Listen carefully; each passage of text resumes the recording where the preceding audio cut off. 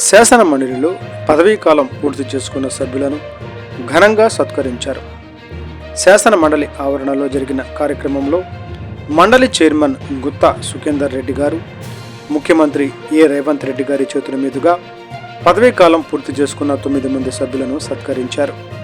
మార్చి 29వ తేదీ పదవీకాలం ముగుస్తున్న టి జీవన్ రెడ్డి గారు, కోర రఘోత్తమ రెడ్డి గారు, అలుగుబెల్లి నర్సిరెడ్డి గారు, మహమ్మద్ అలీ గారు, సత్యవతి రాథోడ్ గారు, సేరి సుభాష్ రెడ్డి గారు, ఎగ్గే మల్లేశం గారు, మీర్జా రియాజుల్ హుస్సేన్ ఎఫ్ఎండి గారితో పాటు మే 1వ తేదీ పదవీకాలం పూర్తి చేసుకుంటున్న ఎంఎస్ ప్రభాకర్ రావు గారిని సత్కరించారు.